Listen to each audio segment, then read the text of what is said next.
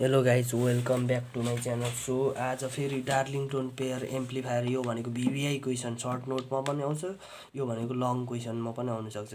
Characteristics are it is input impedance is very high and output impedance is very low, एकदमै low हुन्छ। अनि त्यस पछाडि the voltage gain is approximately is equal to 1 हुन्छ, unity हुन्छ, is equal to unity हुन्छ, unity भनेको 1 हो। It's current gain is very high हुन्छ। यो चाहिँ इमिटर फलोवरमा पनि यही हुन्छ है, सेम इमिटर फलोवर। अब कमन कलेक्टरमा त्यही हुन्छ, कमन कलेक्टर इमिटर फलोवरकै रुल हो डार्लिङटन पेयर एम्प्लिफायर पनि।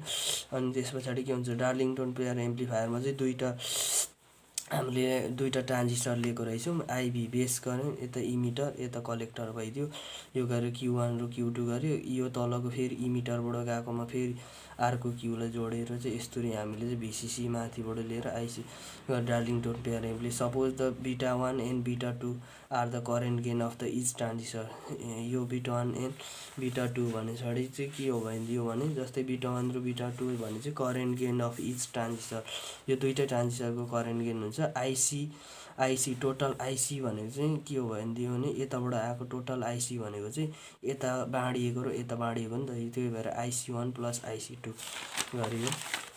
अनि के हुन्छ, IC1 प्लस IC2 भने पछाडि आइसी भने पछाडि बीटा आइबी हुन्छ, बीटा आइबी हुन्छ। आइसी भनेको बीटा 2 आइबी हुन्छ। यो गरेर यस्तो दुईवटा गर्दाखेरि यसमा भने पछाडि बीटा आइबीलाई चाहिँ आईसँग कम्पेयर गरियो भने पछाडि बीटा 2लाई चाहिँ त्यो गरिदियो भने, जस्तै बीटा 1 IB1 गरेर चाहिँ बीटा 2लाई IE2 पनि गर्नु छ नि त, IE nearly IB nearly I गर्नु पऱ्यो। यो आई गर्दाखेरि के हुन्छ, बीटा प्लस 1 IB टाइम्स हुन्छ नि त। I is equal to beta plus 1 IB हुन्छ भने IC is equal to beta plus 1 IB हुन्छ। त्यसो गर्दाखेरि यो दुईवटा खोल्दाखेरि के हुन्छ भने beta plus beta 1 plus beta 1 beta 2 गरिदिएर त्यति आइदियो। अनि त्यसरी आइसी by IB beta IB1 common गर्दाखेरि यति आइदियो। यसो गर्दाखेरि आइसी बाई आइबी1 beta 1 plus beta 2 plus beta 1 plus beta 1 into beta 2 गरिदियो। अनि बिहा गर्दाखेरि यो भने चाहिँ के हुन्छ, यो इफेक्टिभ बेटा भने पछाडि के हुन्छ भन्दाखेरि बीटा 1 यो सबैमा 100 हाल्दाखेरि के हुन्छ, 10,200 10,200 भन्ने रहेछ यो beta. Since the current gain is very high हुन्छ डार्लिङटन पेयर। करेन्ट गेन भने पछाडि बीटा हो नि त, बीटाले रिप्रेजेन्ट गरिन्छ, त्यही भएर सुपर बेटा ट्रान्जिस्टर भइदियो। Since the current gain is very high the Darlington pair amplifier is termed a super beta transistor. Input impedance the DC voltage source ground.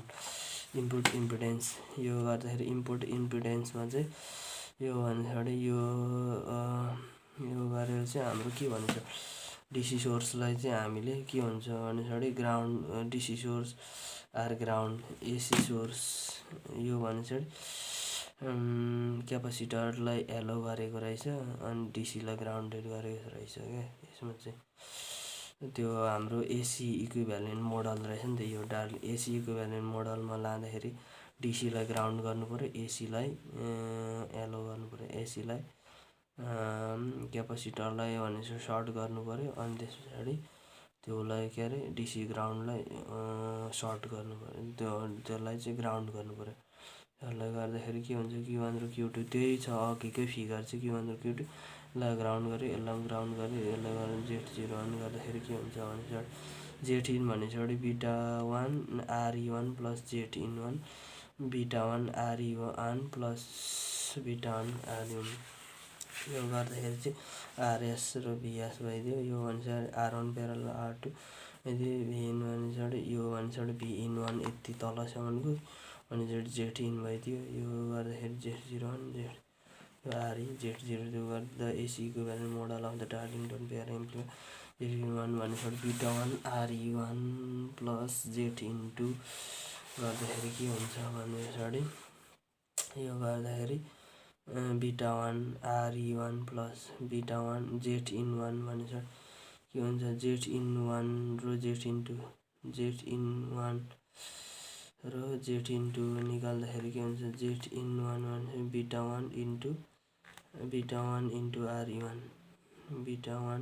RE1 plus Z into गर्दाखेरि हाम्रो के हुन्छ भने Z in one भने बिटा RE1 plus बिटा RE2 plus बिटा one बिटा टू RE हुन्छ भने यतिबाट गर्दाखेरि जेड इन वान भनेको हाम्रो जेड इन वान भने बिटा RE प्लस जेड इन्टु बिटा RE plus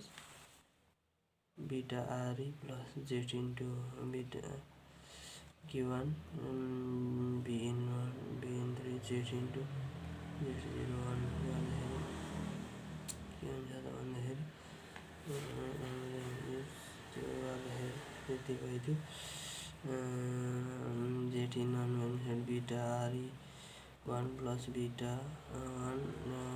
two RE2 plus RE गरेर चाहिँ यो गरेर जेड इन वान बिटा R2 गरेर बिटा वान एन्ड बिटा टू भने very high current gain is very high current gain पनि धेरै हाई हुन्छ यो गरेर चाहिँ जेड इन वान बिटा RE1 प्लस बिटा RE2 प्लस बिटा वान बिटा टू RE भइदियो यो करेन्ट गेन भने यसरी निकाल्छ यो भन्छ RE प्लस रेज गरेर चाहिँ यो भिन प्लस भिन गरेर त्यो निकाल जेड र जेड टूलाई पनि उयो गरेर यसमै हालिदियो अनि त्यस पछाडि यो निकाल्यो अनि त्यस पछाडि यो भने भोल्टेज गेन भने के हुन्छ भी नट बाई AB1 भने V0 है भिन अनि त्यस भी नट बाई भिन एन्ड भिन इन्टु भिन बाई यो भनेको चाहिँ के हुन्छ यसलाई भने चाहिँ यो लेख्नु र यो लेख्नु सेम नै त V01 by V out by V in हुन्छ V out by V1 into V out by V1 यो बिचमा ल्याउनु त पायो नि त भी आउट भने चाहिँ आरई गरेर चाहिँ योबाट निकाल्दाखेरि चाहिँ के हुन्छ भने चाहिँ एबी एप्रोक्सिमेटली इक्वल टु 1 हुन्छ V0 बाई बिटा वान बिटा टू IV1 RE हुन्छ IV1 RE प्लस यो ल्याउँदाखेरि के हुन्छ भने V0 बाई बिटा वान निकाल्दाखेरि चाहिँ यस्तो रहेछ यो निकाल्दाखेरि चाहिँ voltage gain of the Darlington pair amplifier यति हो Z01 भने RE ZE1 प्लस Z01 यति आउँछ यति हामीले निकाल्यो थ्याङ्क यू एभ्री वान।